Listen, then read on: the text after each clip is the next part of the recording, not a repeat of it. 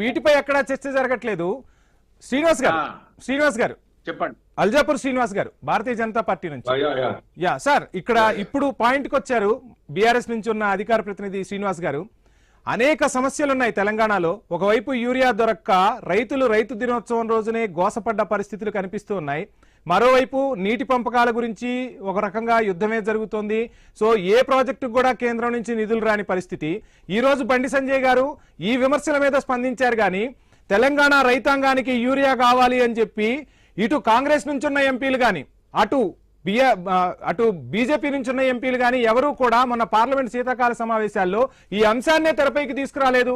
So ఇన్ని సమస్యలు ఉన్నప్పుడు రైతుల సమస్యలు కావచ్చు, లేదంటే ఉద్యోగుల సమస్యలు కావచ్చు, రాష్ట్రానికి కావాల్సిన నిధుల సమస్యలు కావచ్చు, ఎక్కడా కూడా ఎవరు ప్రస్తావించిన దాఖలాలు లేవు. ఏంటి, ఎలా చూడాలంటారు? గుడ్ ఈవినింగ్ వంశీ గారు, మీకు మా తోటి ప్యానలిస్ట్ అందరికి కూడా, ప్రేక్షకులందరూ కూడా. ఇప్పుడు ఫస్ట్ అది ఈ భాష విషయంలో చాలా చాలా చాలా ఖండించదగ్గ భాష.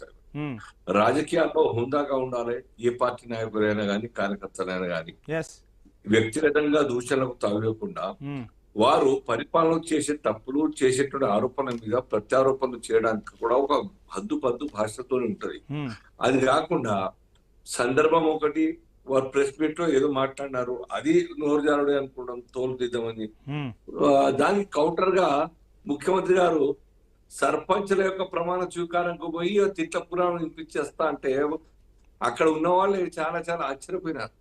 అరే మాకేదో మంచి చెప్తారు, పరిపాలనకు సంబంధించిన ట్రైనింగ్ ఇస్తారు, సూచనలు ఇస్తారు, ఫినాన్షియల్ గా సంబంధించిన ఆర్థికంగా ఉన్నట్టు మాకు సపోర్ట్ గురించి మాట్లాడతారు అని అనుకుంటే ఈ రామాయణం తిట్ల పురాణం గురించి ఏం తప్ప అని అలా నేచురల్ గా ఫీల్ అవుతా ఉంటుంది.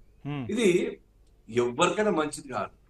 భాష అన్నది 10 మంది ఆదర్శంగా తీసుకోవాలి తప్ప తిట్టుకునేటట్టుగా కామెంట్ చేసే విధంగా ఉండద్దు. ఇది ముఖ్యమంత్రి గారు గమనించాలి. వాళ్ళు ఏమంటారు, ఇప్పుడు వారు నేర్పిందే మాకు భాష అంటారు. తెలంగాణ యాసతోని తెలంగాణ రఫ్ భాషలు, రాక్షస భాషలు అన్ని కూడా మాట్లాడేది నేర్పిందే కేసీఆర్ గారు. సో వారికి మేము మాట్లాడతా ఉన్నాం. వారే కాదు, చాలా మంది ఈ రకంగా మాట్లాడి సమర్థించుకునే వాళ్ళు ఎవ్వరు కూడా ఇటువంటి భాష మాట్లాడడం ఫస్ట్. రెండవది, మేము కౌంటర్ కామెంట్ చేసేటువంటి సందర్భంలో ఇంతకుముందు మీరు చెప్పినట్టుగా పబ్లిక్ కన్సర్న్ ఇష్యూస్ కు మాట్లాడాలి.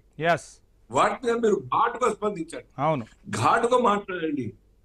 ఎప్పుడైనా రేవంత్ రెడ్డి గారు మాట్లాడేటువంటి ఒక స్పీచ్లు జనరల్ గ్యాదరింగ్ ఉన్నప్పుడు ఈ ఒక టాపికే ఉంటది. కేసీఆర్ గారి రామాయణం మొత్తంగా కూడా ఇదే ఒకటే టాపిక్ ఉంటది.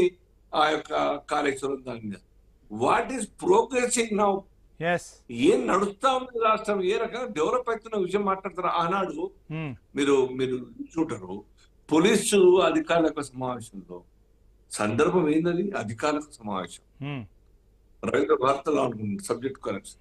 ఆ రోజు ఏం మాట్లాడారంట, అదేం భాష చెప్పండి. చెప్పులు దొంగలను చూసినట్టు చూస్తున్నారు మమ్మల్ని, బాకీ ఉట్కచ్చలేదు, ఈఎంఐ కట్టడానికి డబ్బులు లేవు మా దగ్గర, ఢిల్లీకి పోతే దొంగలాగా చూస్తున్నారు అని చెప్పేసి ఇవన్నీ మాట్లాడితే ఇన్వెస్టర్స్ ఇంట్రెస్ట్ చూపుతారు రాష్ట్రం. రైట్, ఇదే అంశం గురించి మాట్లాడదాం. ఒక